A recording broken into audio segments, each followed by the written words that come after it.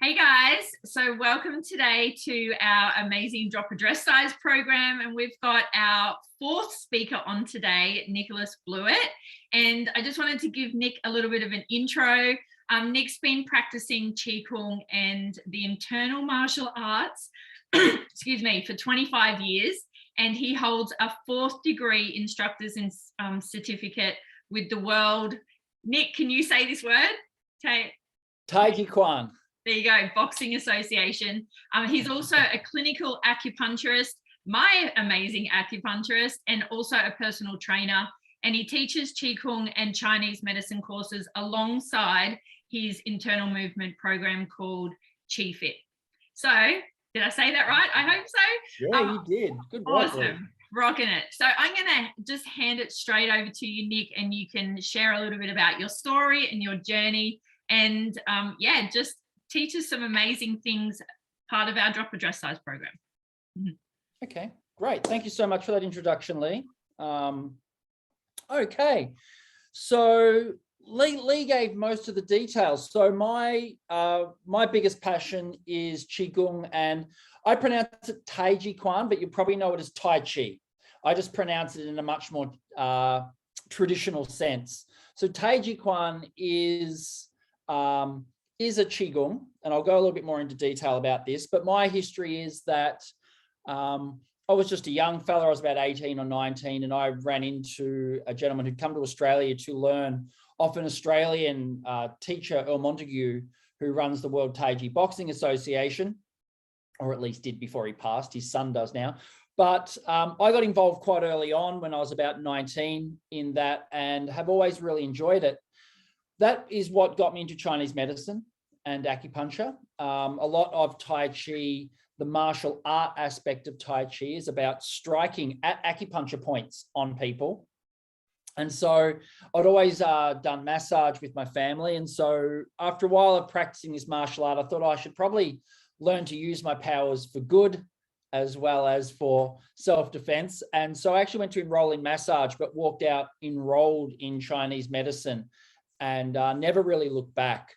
I guess some level of spirituality and whatnot had always been a passion of mine. Ever since I was quite young, I'd been reading about Buddhism and Taoism and quantum physics and different concepts like that. And so I found a lot of that holistic content and connection through Chinese medicine, which is a very holistic art form and philosophy. And so, yeah, I never looked back. I just started studying that when I was probably in my early 20s, 21 or so. And I've been an acupuncturist basically ever since, and continue to do my Tai Chi and Qigong. Now, I'll just explain a little bit maybe about the terms of Tai Chi and Qigong, because I do use them interchangeably. And so one of the best ways I explain this is, everyone understands we have yoga. And from yoga, we have all these different types of yoga practices, different philosophies, different ways of practicing, but they're all yoga. And so basically in China, we had Qigong. And then from Qigong, we have all these different offshoots of different styles, different philosophies, and different teachings of Qigong, of which Tai Chi is a style of Qigong. Now, Tai Chi is also a martial art, but I'll talk quite a lot in this lesson about what the purpose of slowing down a martial art really is and what it can do for our body, which will make up a lot of the context of what I'm talking about today. So as for, and sorry, I'm kind of ad-libbing here. I'm just talking off the seat of my pants today. So if you have questions, please maybe write them in the chat, or just unmute yourself and put them on, because sometimes I forget to check the actual chat. So sometimes I miss questions when they come in that way. It can be easier just to unmute and quickly ask me. So feel free to ask questions as we go through. Great. Okay. I'm a bit nervous. This is fantastic. Okay. So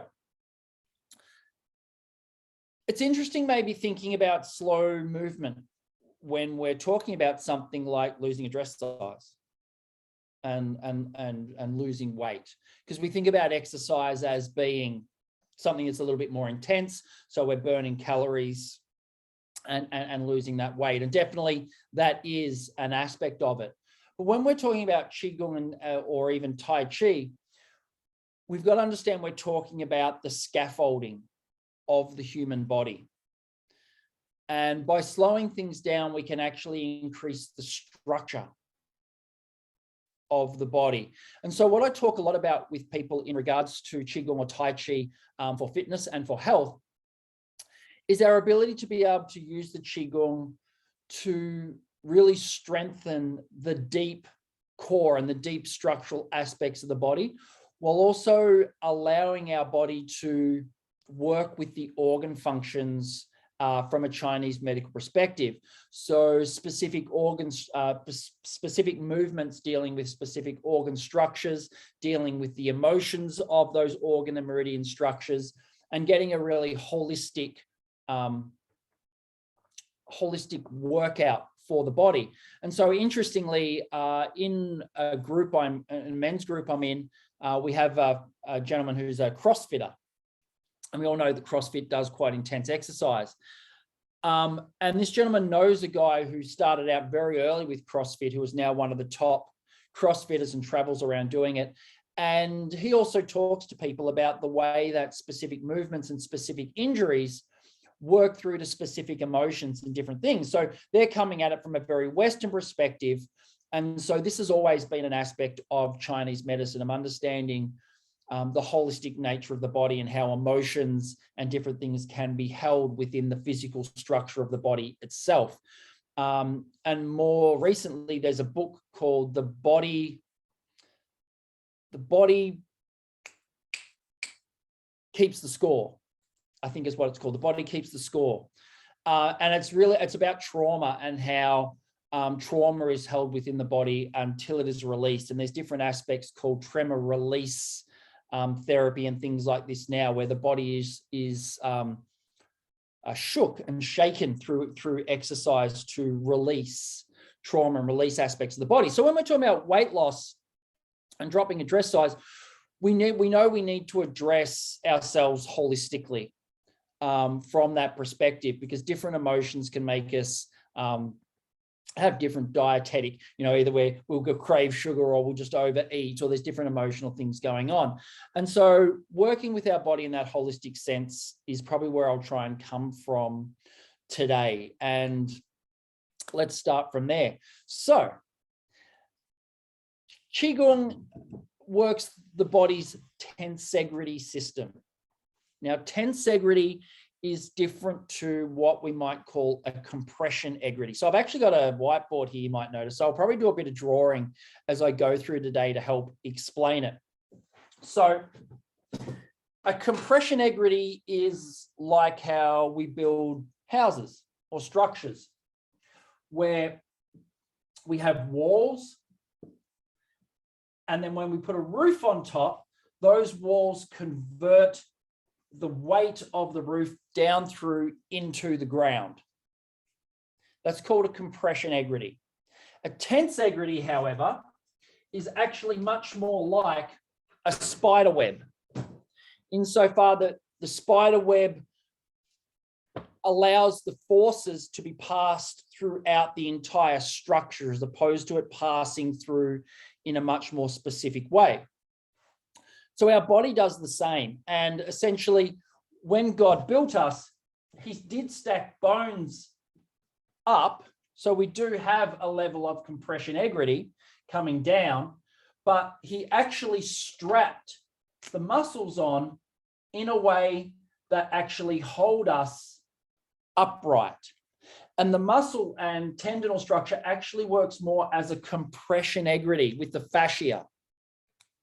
So this becomes really important when we talk about the way that the body holds emotion or works physically, and how the deep structure actually works with this tensegrity system from the macrocosm of our whole body structure right down to the microcosm of how cells transcribe their receptor sites on the outside of the cell, and even the way that cells express their DNA or express your DNA. And so how much tension we can physically hold in the body, or the way that this tension falls down through our structure down to the cell, can actually mean how we're expressing our cells, or how we're expressing our genetic potential.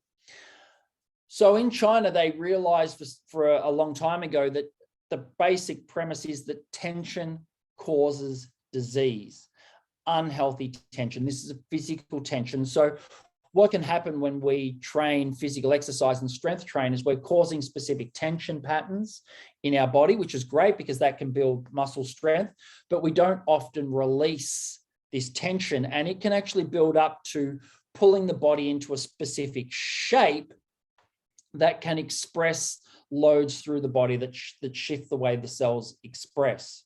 So as a way to explain this, I actually have a tensegrity structure here. Now, unfortunately, the elastic that holds my tensegrity structure open has become a little loose over time, and it needs to be restrung. But what you'll notice here as I just shift this around is that the wooden beams are not actually connected. These beams are being held open by tension, okay? And the example at the moment is because the tension's relaxed, you can see that the structure isn't holding itself open very well. So this can happen when our physical body has become weak, when we've sat down too much, when we just sit on the couch and we're not doing much exercise, the structure can become weak. And this allows bones and joints and different things to rub on each other and cause wear and tear. Okay. The other thing can happen when these areas get too tight. And if I was to grab a section of the elastic and really tighten that up, now you'll see we've got wear and tear happening on these beams here as well. And so by either being too weak or too tense, our body, this nice open tensegrity that we want, begins to break down. And so really one of the things that the Chinese emphasized through Qigong was building the body to be nice and open, and always in a state of growth and development, or even I would like to think evolution. And so Qigong allows us to work with the body in a way to begin opening the scaffolding of our body. Now, the scaffolding of our body is what I like to think of as the connective tissue. And the connective tissue can be thought of as it's part of the fascial system. Can everyone, those lines aren't too bad, are they? You can kind of see those. Well, I'm just drawing like a, maybe if I swap to black, hold on, swap to black, see if that makes it any better. That's better. Okay, so we have the scaffolding of the body, which is like the fascial tissue.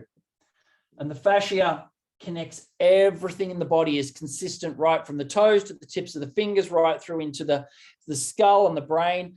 And it is basically like, I like to think of it as a fishnet stocking. Okay. And what we want is not a fishnet stocking where the holes are big. We want a really high thread count in our stocking, right? Where that connective tissue is really tight. Okay. And what you actually see at a microscopic level, I've got a great video of this, is that the cells of our body and our immune system, and as cells proliferate through the body to rebuild the tissue, they actually go through these holes.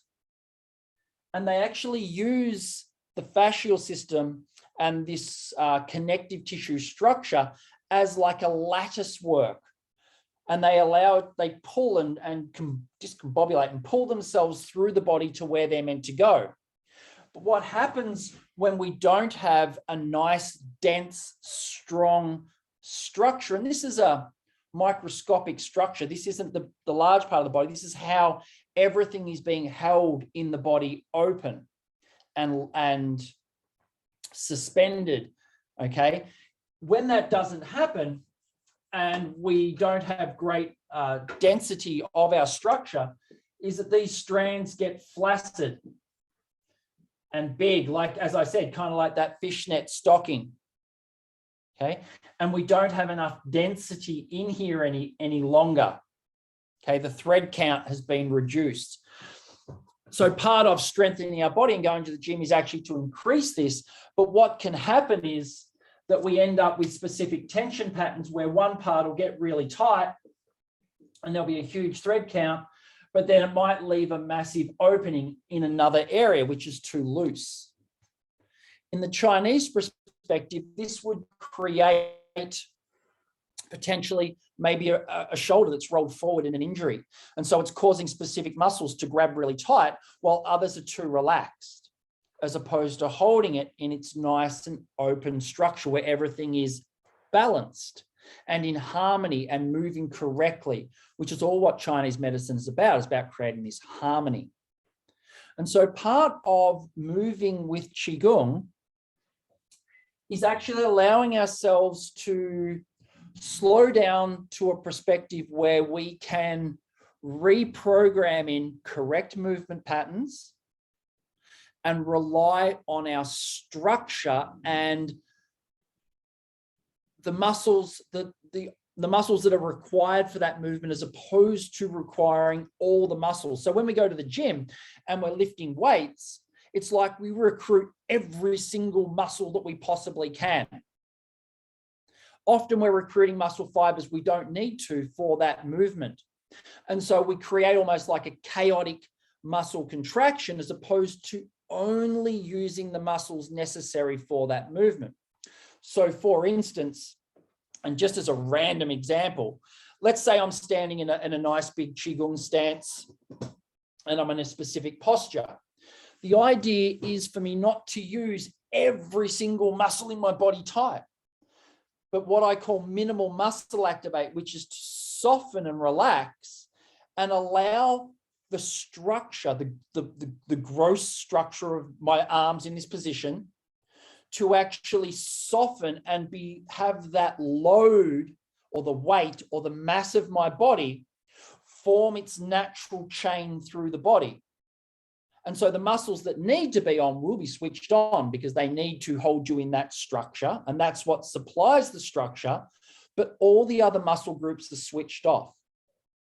And from a meridian or an energetic perspective, this is what allows specific postures to activate specific meridians or specific energy chains through the body. But if everything is switched on, it's like having every light in your house on, just so you can read a book on the couch, right? You don't need every light on in the house to sit on the couch and read a book. You can switch all the other lights off and just have the light you're sitting under switched on. And so in this way, it makes us very energy efficient. And so what happens in our Western culture is we live in an energy surplus. I mean, just think of the human race. It's like we use energy frivolously when nature only uses the energy it specifically needs for any specific action. Anything else is a waste because everything else is needing to survive, where humans, we've got to a state where we have this massive command over nature. And so we use way too much energy. So what this ends up doing is depleting the amount of energy we have left in the system. Okay, now I know this works a little bit abstract, but by doing that, we are wasting and using too much energy and actually depleting ourselves. We're not, in a Chinese sense, keeping that energy for ourselves. We're just using it all the time. Now, I would liken this concept of the scaffolding or of the connective tissue of our body to being our metabolism. Okay, now I have a term I use. I don't like to use it too much in public. It's kind of something I keep to myself, but I call it white bread. And white bread is as opposed to whole grain or a whole grain bread, which is dense and heavy. So as human beings, we've become a lot like white bread, where if you get a loaf of white bread, you can just squish it up into a tiny little ball, right? There's no nutritional density. There's no density of structure within the white bread. Okay, even though the white bread is the same size as a whole grain, wholemeal, nice dense bread, there is no substance on the inside. Whereas the whole grain and wholemeal bread has a lot of density. Now, the problem is when we go to the gym, we do build up muscle density, and sometimes that works perfectly well for some people. But for others, it can program in these distorted movement patterns and different levels of tension. But what we're looking for with our Qigong is to move in such a way that the connective tissue becomes nice and dense again. And because it's our structure, it actually creates a lot of heat, a lot of metabolic heat. And as we know from Western science, we need muscle mass to create heat for our body, to create metabolism. It takes a lot more energy. We burn a lot more energy when we have dense muscle mass. If we don't, then we don't have the metabolism to break down or to heat our body up in a way that keeps burning calories. And so we need to create this nice density of this connective tissue. Now, the Chinese call this connective tissue, and they give it a name. It's actually an organ in Chinese medicine. Interestingly, I read an article a few months ago where Western science was starting to think of the connective tissue as an organ. And very interestingly, many of the qualities that they discussed it could almost be overlaid with some of the Chinese theory. And the Chinese are talking very, very metaphysically, but in the same way that, and that Western concepts, you could just see the parallels between them. So what we need to do is we need to increase this density of our connective tissue so we are creating a warmer metabolism, heating ourselves up. Because when we become cold and our body doesn't necessarily have enough heat. Now, I'm just going to adjunct to a moment to talk about, because I know there'll be quite a few women that watch this who may be perimenopausal or menopausal who get really hot. That's a tricky scenario where that heat is actually created sometimes. It's not in direct relation to this. I could talk about that in Chinese medicine, but that would just get really confusing. So just understand that what I'm saying here is, like, we can have women who are perimenopausal or menopausal who are still quite overweight who get really hot. So it doesn't directly relate necessarily to what I'm talking about. That heat is generated through other biochemical reactions in the body and is not necessarily related to density of muscle tissue.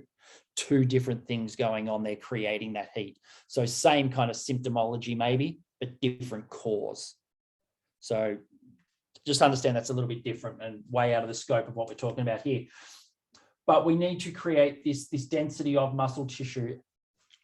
And so how Qigong can help with this is that often when we start our fitness or wellness journey, we either don't have good structural foundations, our energy levels can actually be quite depleted and we quickly overuse them. So I'll just discuss both these. And the other thing is the movement quality that we do can not be great. So we can give ourselves injuries. And all of these things can break down our fitness or our wellness journey. Okay. So the first one that could relate to this is a Chinese quote that is, fitness comes from health. Health doesn't necessarily come from fitness. Okay, so I'll say that again. Fitness comes from health. Health doesn't necessarily come to fitness. So a good way to think about this is, we've all done it. I'm sure we've all done it. I've done it.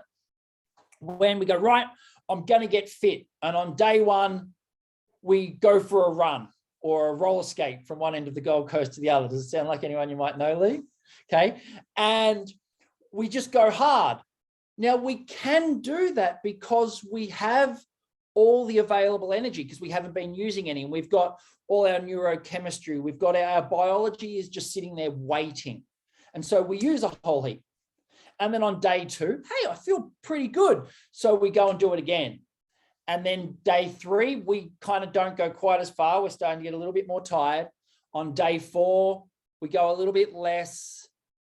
Day 5, I can't get off the couch. All right. The neurochemistry is gone. The biology is depleted. We have used all our body's energy. So what Qigong is about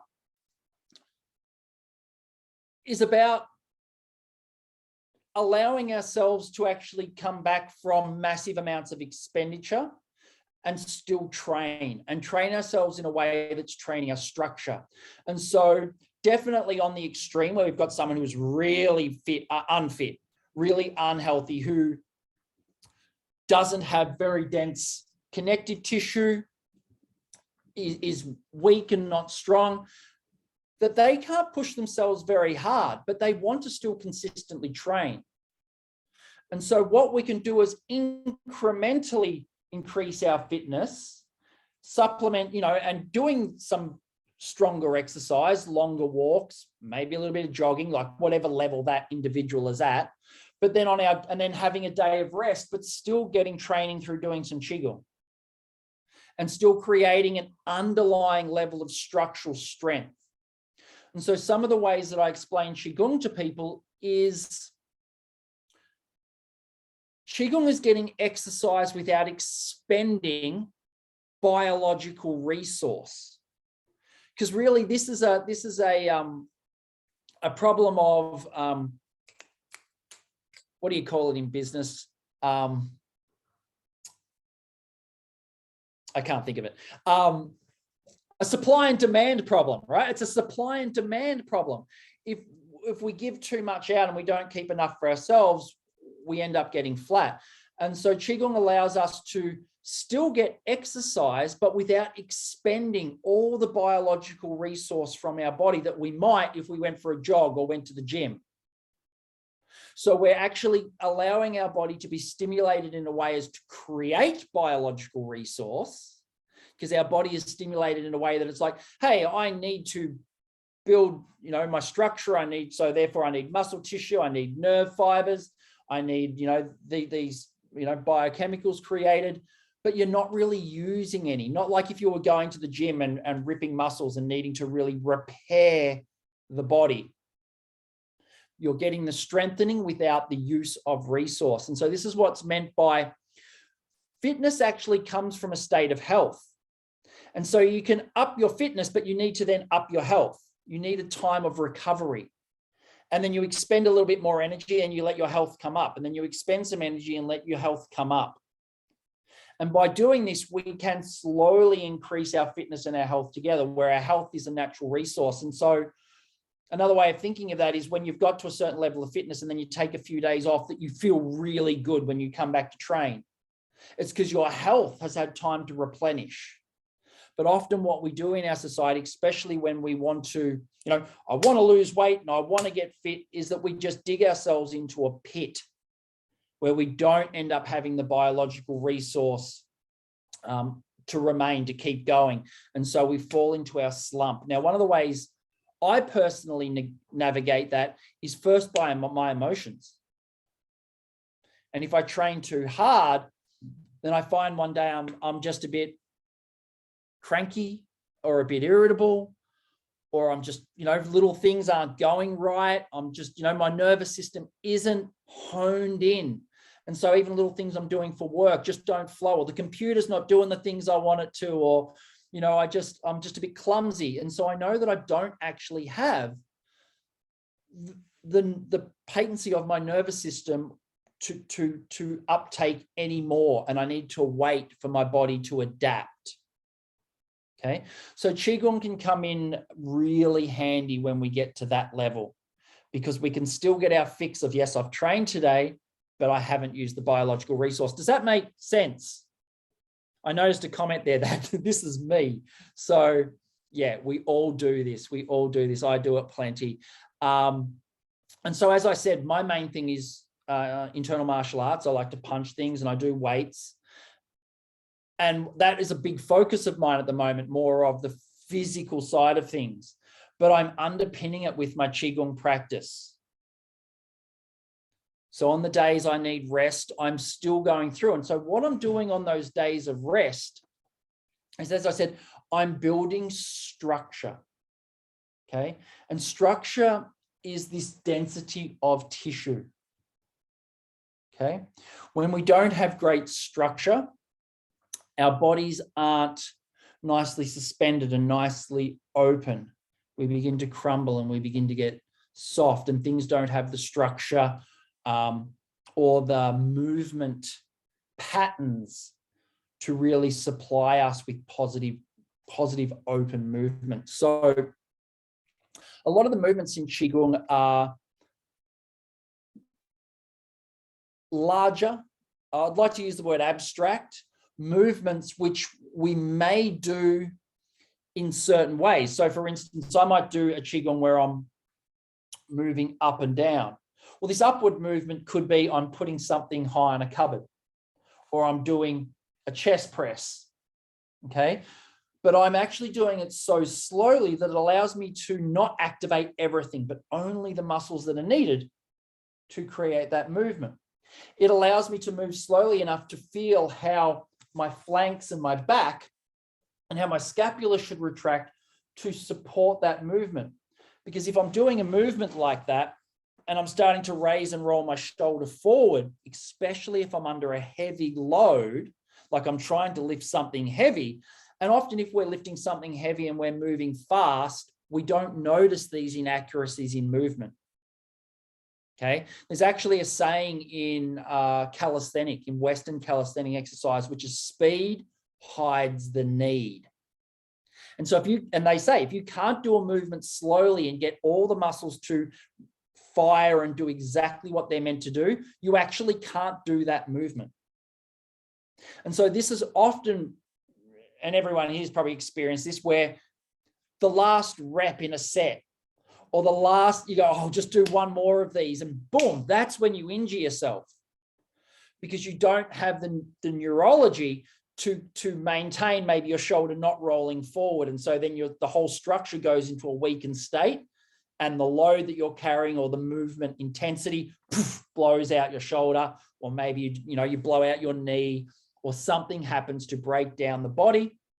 And then of course that limits our fitness journey. Then we're injured or something's wrong. Okay. And there's nothing like that to break down the emotions as well, right? Like, oh, bugger it, why am I doing any of this? I just put on Netflix and eat some, sit on the couch and eat some Tim Tams. Oh, too many Americans. Do Americans have Tim Tams? They don't, do they? Yeah, I don't think so. Sometimes we do, but when you bring them over, we have them most of the time. Yeah, okay. We need to put in an order through Lee, I think. Okay, so what we're actually doing in our Qigong when we're doing something like that is honing the movement of letting our shoulder retract. So our shoulder isn't raising as we do it, but keeping our shoulder down, letting our scapula retract down and back.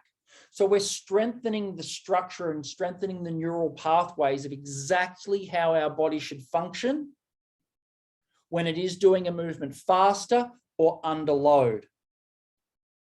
Okay, so many of us have really dysfunctional movement patterns in the body. Like some people's hips, when they're walking, their hips get really sore because the movement pattern their hips are doing is actually, like as I was saying, you might have a certain muscle groups that are tight. And so it's causing that wear and tear in the joint or the muscle tightness itself. And so what Qigong can allow you to do is to learn to soften and relax and open up that tightness. And so many of us have residual tension patterns in our body that we actually need to release and learn to open and move through structure and not through force. Okay, so an example of this, and sorry, I'm going to show you on my butt because this is probably going to be much easier to explain. So a lot of the time when people have lower back problems or hip problems, the glutes, which basically go from our sacrum out to our hip, have got so tight that it causes our legs, our feet and everything to flare open because these muscles have gripped and pulled in the glutes and there's tightness there. And there's been research to show that basically the pressure of a 10-cent coin or the pressure of a quarter on a spinal nerve can give you almost debilitating pain. So it doesn't take much for a muscle to be tight and gripping around a nerve to actually give you significant pain. So one of the things we have to do is when we've got all this tightness, actually I can probably draw this better than I can show you. Might be a bit better than showing you my bum as well. So let's just say that's our spine. We've got our sacrum and we've got our hips coming out, and then we've got this hip and this ball joint here. Can everyone see? Yeah, that's not too bad. And so the glute attaches across to here, and the piriformis and different muscles attach over here. So when they pull really tight, they actually decrease because these muscles are getting tighter and they're pulling together, that actually it pulls this hip bone in toward the center line of the body. So often what we need to do, and the more pain we get, the more we tighten. Think is when you're in pain, we seize up even more. So one of the things Qigong can help us to do is actually learn to release this tension and open up this whole joint again and move in movement patterns that allows that pain to back off into the distance. Sciatic pain, yes. It could be shoulder pain, like if you've injured your shoulder, it tends to pull in. And so all these muscles are bunched up, which might now be pulling on the nerves that come out of the cervical vertebrae or out of the thoracic vertebrae, and might give you pain radiating down. It might give you headaches, just depending where that tension is sitting. So what we need to do is we actually need to learn to soften, open, and relax our shoulder back and down into its natural position. And so this can be a good example of why sometimes the gym exercises aren't always the best thing to do. It's not to say that they can't help, but what happens is we go to the gym and we start doing exercises, and the muscles, what's the definition of doing an exercise in the gym? To cause contraction of a muscle. And so that contraction can stay as a residual program. And so we're literally programming intention into our body, but we're never deprogramming or programming softness back into our body where everything can open back up. And so this gets tighter and tighter and tighter and tighter and tighter and tighter, and we get more pain. And then we go to a massage therapist or an acupuncturist or a chiro or physio of some kind, and we get them to try and massage and open that back up. But it's really a temporary fix because we have neurologically been programming ourselves to create more tension. We've never taken the time to program in softness, where this structure will move naturally. And so I often explain this to people as in, when you get a BMX and you flip a BMX up onto its seat and its handlebars, so the wheels are sticking up so you can work on the wheels. So everyone, I might draw this as well. And we end up with the handlebars on the ground and then the forks of the bike. And inside is the wheel. And the wheel's held on by a pin through there. If this pin is too loose, the wheel is going to hit either side of the forks. Or if one side's really tight, it's going to pull the wheel onto an angle and it will hit the forks. The same kind of thing happens with our joints. So one side can be too tight or too loose, and it causes our joints to move out of structure. So one of the reasons we learn to soften and we start to move slowly in Qigong is to start to reprogram the movement patterns and create a tension field that is balanced, so that wheel, or so our knee, or so our hip, or so our shoulder can work in the most ergonomic, natural, fluid and flowing state with correct muscle tension, so that that joint remains open, the muscles are all recruiting the muscle firing rates very specific to that movement, and there's no excess muscle tension firing away on that. Now, as I said, it's that balancing of that area that allows specific movements then to relate back to specific organ structures. Okay, any questions so far? No? Great. I must be doing a good job of explaining them. I think Cheryl had one. There was one in there that says, isn't 70 to 80% of your strength come from muscular nerve innervation and control? Yeah, exactly. Exactly, it does. And so they've even shown that within the first 21 to 28 days of exercise, it's actually your muscle won't change, like it'll change shape, but it hasn't grown. So let's say you go to the gym because you want to tone up. What happens first is more nerves grow into the muscle fibers. And the muscle will actually change shape, but not because the muscle has grown, but because now you have more neurological firing, more neurological information going to that muscle. So it perks up because it's got more nervous tissue irrigating it. So yes, most of the muscle firing is actually having more nerves. So when we're starting to move slowly like that and being really mindful and focusing on that specific movement, we are increasing the nerve innervation to those muscle fibers as well. And instead of having every nerve firing to every muscle in the arm, we will have those very focused on that specific movement pattern. Because of course, if we have the nerve fibers being chaotic and going to everything, who's to say that, you know, the wheel's going to be hitting the sides of the forks again? Because everything's firing. It's not like just the muscles that need to fire to create that specific movement are happening. They're all happening. It's a bit chaotic. And again, it's using a lot more energy than what we need. Okay. So that idea of using more energy than we need and not maintaining that for ourselves, well, that sounds good from, you know, we're burning more calories. And that's kind of the way that Western science looks at that level of exercise, because we're recruiting so many muscle fibers where we're burning more calories. But it's kind of counterintuitive as far as Chinese medicine is concerned, which is if we do that long enough, we actually start to become deficient. Okay, so I'll flip over into some more Chinese medicine-y stuff now and talk about our internal organs. So the Chinese basically see our internal organs as being organic batteries. And those organic batteries, our organs, have certain functions and create certain biological reactions throughout the body.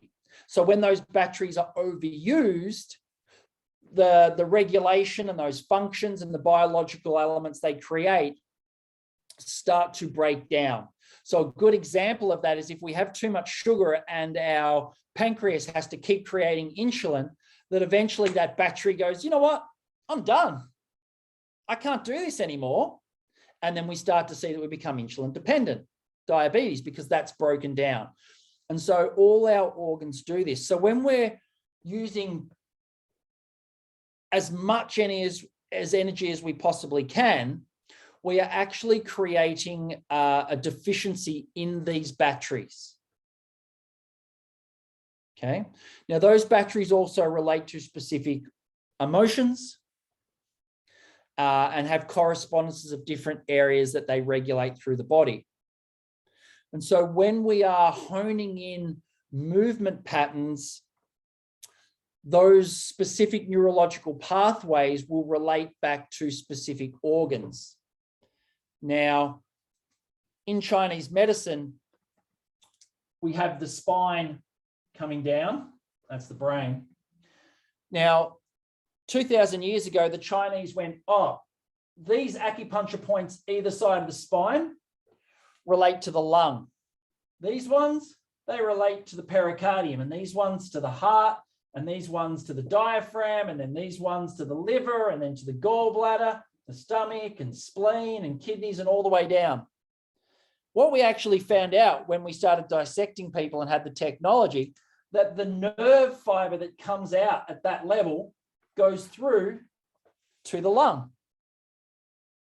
The nerve fibers that come out at this height go through to the pericardium, and then out to the heart, and then out to the diaphragm, and so on and so forth. And so when we look at this as a dermatome, that some of these will go through, and that's actually an arm with a hand, believe it or not. Okay, I know, right?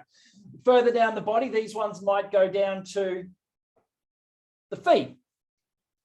And so when we're using specific movement patterns, these nerve dermatomes are being lit up neurologically and are actually feeding back through into the same nerves that feed those specific organs.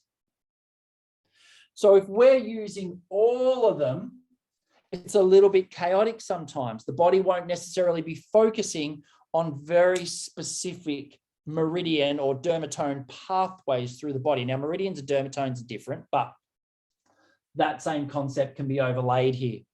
And so with our Qigong, we're trying to build very specific structure, say in the area that goes to our heart. Or we might be looking to build specific structure that goes to our lung just by doing specific movements with our Qigong. Does that make sense? Yeah, right. And so when we're doing this, we're actually allowing those organs to be exercised. So we can focus in on different functions that those organs do. And coming back to becoming deficient, for instance, the kidneys. The kidney organ, from a Chinese perspective, whilst it has a lot to do with, or it has a lot to do with fluid, right? It metabolizes our fluid, makes sure that the body fluids in our body are kept and maintained at a nice homeostatic level. So the toxins are removed and they're excreted through the bladder, and the kidney keeps the rest of the fluid in a nice balanced state. If the kidneys start to become deficient, we start to find that we accumulate fluid. And that fluid is something that we would see in a Western sense as being body fat. Okay. And the Chinese would see this as being fluid. And so one of the things we see in people who do start to become overweight is that they are holding on to all this fluid. Their kidneys can't cope with it. And so they start to put on weight. Okay. Now, why this happens from a Chinese perspective, and do excuse my diagrammatic picture of a human being here, but we'll just basically make us a big blob for a moment. Okay. Is the kidneys create heat in the center of our body, which radiates to the outside and allows the fluid metabolism and the fluid to be radiated out of the skin or out of our body and metabolized. When this heat begins to break down, because our kidney batteries are becoming flat, and our kidney batteries become flat with poor sleep, poor dietetic habits, burning the candle at both ends, stress and emotional dysregulation. And so the kidneys are just copping the brunt of so much. They're seen as like the primary battery in the body. So when this heat breaks down and can't make it to the outside of the body, as almost like a protective mechanism, the body will create fluid around the outside to protect and to insulate the body. Sounds like someone I know. And so part of actually losing the weight is making sure that we're not expending too much energy. Because when we expend too much energy, and that's the same as going out for a run, 4, 5, 6 days, 2 weeks, however long before you go flat, is you actually haven't allowed your health to come back. And so this heat starts to cool down. It's what we call a yang deficiency, when the body doesn't have enough yang heat. So we might start to feel a bit chilled even, okay? Now this can be different because and as I was talking about with the perimenopausal, menopausal symptoms, is that because we end up with this fluid, the heat can actually start to accumulate, wrong color texter, the heat can start to accumulate on the inside. And so you start to get really hot. And then that heat will suddenly release, but then you're left with no heat again. And so then you're cold. So you kind of get this alternating heat and cold, okay? Other things can happen as well. But the idea is that if this heat on the inside of our body isn't maintained, we will start to accumulate fluid. And we live in a world now where all the messages we're given, keep going, harder, give more, give more. And often what happens is the people who are high functioning, who keep doing this a lot, can actually get burnout as well, okay? And then they can't, they can't keep up their exercise, they can't keep their life going. And so dysregulation happens and we end up sitting on the couch for X amount of time until we're out of shape. And then we've got to get back into shape, but this energy is still not present. So then if we go and push ourselves too hard, we fall over again. And then we wait till the energy's built up a little bit, then we spend it all. And then we start to build it up again, and then we go and spend it all. And so part of the message of what Qigong can do is help us to regulate this and actually build up this heat. Because what this heat is, a lot of the time, or what it can be thought of, is actually how dense our connective tissues are on the inside. The thing is, we don't need to destroy ourselves at the gym to create that. This can actually be created through, I think, as Shelley pointed out, by increasing neurological connectivity, increasing structure, which doesn't need to be heavy or lots of sets or anything like that. It can be done through Qigong practice, okay? And increasing the way our body works structurally. And so increasing this internal metabolism is of super importance for our health in so many different ways, and keeping everything nice and suspended and warm, and to help us, shed a little bit of weight. Any questions? I have a question. Is this still true for people that have had things like Parkinson's or strokes or wheelchair bound, like just to be able to keep that structure? Because they do lose a lot of that, don't they? Yes. Yeah. And I mean, in our society, we generally don't have, even sitting here, I'm probably slightly rounded, I'm slightly slumped. I really try and make sure I'm sitting up my nice structure, but that maintaining that structure maintains this internal integrity as well. And when we start to slump, like when we're slumping, we might be getting, too much tension forming here. We might be getting a bit of tension forming in the lower back, while the rest of it might be really weak because of the posture we're in. And so maintaining that posture is one of the first ways to really start building the strength of our connective tissue in holding our body in the shape it's meant to be. And there's even research done. I wrote a post on this on Facebook lately about power postures. And I forget the woman's name off the top of my head, but there's a book of, like, you'll love this, Lee, of Wonder Woman on the front in her power posture, and just how much the posture of our body relates through to our emotions. And so standing in a power posture was shown to increase people's performance in tests, in interviews, decision-making, and all these different things. And so if our posture's weak, we don't have that underlying integrity of our body to actually hold ourselves in what would just naturally be a strong and powerful position. Is there a particular type of Qigong? Soft flow structural relationship with our bodies and exercise. Nice questions. Okay, there's a couple here. Let me answer them. I'll keep them up on the screen for a moment. So thanks, Andrea. So one of the main Qigongs that underlies all of the movement Qigong is what's called a static Qigong. And essentially we're just holding our arms in one of three postures, 1, 2, or 3. So 3, 2, or 1. Our knees are bent, and there are very specific physical things. And now I'd love to give a demo, but I'm actually running a little short on time now.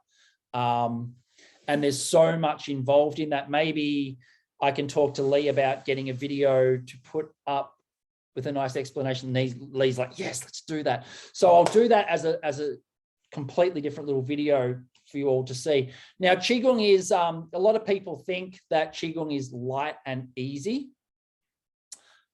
Maybe in the end, but to begin with, it can be quite intense. It can be quite hard because we don't have the structural strength to support ourselves. And it's really interesting how quickly people buckle. But again, it's not using resource, right? So it's not using, it's even though it's difficult, it actually shows that our structure isn't strong. Okay, but we're not using a lot of, it's not like we've been to the gym and lifted heaps of weights. Okay. So yeah, this standing Qigong is probably the best. And the Chinese say that it aligns our body in perfect structure. Now, one of the interesting things that I'm seeing at the moment is all the elements that we learn in Qigong are done by other specialists in the West. So there's one person talking about the feet. There's one person talking about the hips. There's one person talking about the spine, or the way that the upper body, or the tongue, or the different pieces that we put in. Whereas Qigong is like, we're doing it all. It's really interesting. And so, yeah, this one exercise will put everything into a balanced tensegrity state and build up that structure of the body. The Chinese would actually, this exercise is called Zhanzhuang, and basically it means stillness is the foundation. And so it's a meditation, a physical meditation process of holding our posture into correct position and softening into correct posture. So we're getting both those aspects of building our structure and softening our excess muscle tension. So building weakness, and we're softening tension so that we can take on the perfect shape within our body. Now, there's a science called mechanotransduction. This is a science, it's probably 15, 20 years old. It means the mechanical transduction of stress and strain through the physical body. And what this means is the way our growth structure relates to how our cells function. And so this Qigong would bring us back, our body, into a state of balance where we're transcribing the correct tension so that our cells would express themselves in the most evolved, most balanced state they can be. So I'll do a video on that for you, and I'll let Lee load that up. The next questions: would you do Qigong before or after exercise?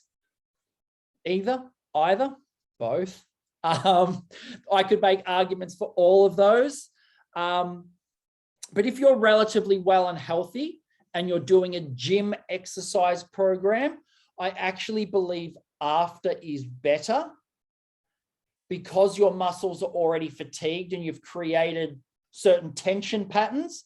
That doing Qigong afterwards will soften. It'll actually cause vasodilation of your muscles and your, what are they called? Arteries and blood vessels, so that you'd actually be getting more nutritional exchange between muscles and healing them faster as well. So I think if you're doing a gym session, after is really good, but even before can be a good way to align structure. And I'm sure everyone here has done probably a little bit of NLP or a bit aware of NLP, where we can create anchors, physical anchors for certain actions.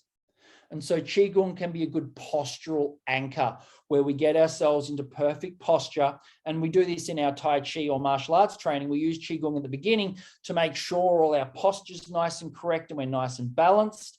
And then when we go into training, we've already anchored in those cues, and definitely that plays out throughout our life in general for that. So people who don't like resistance training or Qigong or going to the gym, can they rely on Qigong as the only method of exercise? They definitely did in China. Yeah. And so there's a lady at the moment, I don't know her name. Someone sent me a clip of her the other day, and she was talking about muscle being the longevity tissue of the body. And I definitely have to agree with that in a lot of ways, because it does build up that connective tissue. But as I think it was Shelley who pointed out earlier, that a lot of muscle is nerve interaction. And so I don't think that necessarily means that we need big muscles. And this was the problem that I stated to the guy who sent me this clip, is doesn't mean we need to be like these, massive muscle, but our muscles need to be continually worked in different ways to maintain their density over the duration of our life. And if you look at traditional tribes, none of them are massively muscly, but they have good structure and good muscle definition, but they're not huge. And so, yes, Qigong can be used to keep our body working at its optimum without making it really big, because it is working our nervous system in that way. It is working our connective tissue. And if our structure remains open, then we are definitely, all our muscles are working correctly and have enough muscle tension to maintain our structure. Because once they lose that definition or that muscle tone, our structure will suffer. So if we can keep everything open in our structure, then our muscle tissues, our muscles and our nervous system are maintaining that shape and that integrity. Does that make sense, Shelley? Oh, Shell, sorry. Beautiful. How long would be optimal per day for Qigong practice? Somewhere between 15 to 25 minutes of that standing Qigong. And if we had enough time now, and I got you all up, which I don't, because I've actually got a client waiting downstairs for me right now, you would find within 5 to 8 minutes, you'd already be going, oh my goodness, this is intense. And so when you build to 15 or 20 minutes worth, 25 minutes worth, you are doing quite well at that static Qigong exercise. As for the moving Qigongs, they're a little bit easier because you're moving, but they're also easier to cheat in. And so that's why this is called Zhang. Stillness is the foundation, because first of all, we've got to get our body structure in a nice open and relaxed state, so that when we do movements, we're not allowing for movement, structural dysregularity to happen throughout that. Cool. All right. How'd we go? You're amazing. Yeah, and I think like what you were saying before about just having like a little video that people could just follow, just to do like a little practice in the morning, or 10 minutes or something like that, that would be amazing. Yeah, I can do that later on today, Lee. I've got some time, so I'll make that up and I'll just shoot that over to you. Yeah, and if you can make that available to the people here. Yeah. So the exercise we'll do is called Zhang, or 3-circle Qigong, or 3-circle Zen. I'll go through all the postural cues and how to stand there, and I'll make it like a little 10 to 15 minute practice, so the video won't be too long. Perfect. This is amazing. We really, really 100% appreciate all of your time. Can we do 3 minutes? Lauren said, can we do 3 minutes? I've actually got someone ringing the bell downstairs, and I probably couldn't explain it in 3 minutes. Sorry, Lauren, but I'll definitely make that video available for you. Sorry about that. Too much information to get through. No, we appreciate it. And it's great. I think, those 15-minute practices are just so good that people will be able to use that and just put it into their day and come back and learn a lot more about the whole Qigong practice on this video as well. Yeah, I agree. And Qigong's something that's not understood a lot about, and I'll go quite deep into it. So yeah. I'm really looking forward to making that video. That's so good. Thank you so much, Nick. And thanks everyone for jumping on today. Peace out. Thank you so much, everyone. Have a lovely day. See you guys. Thanks. Bye. Bye.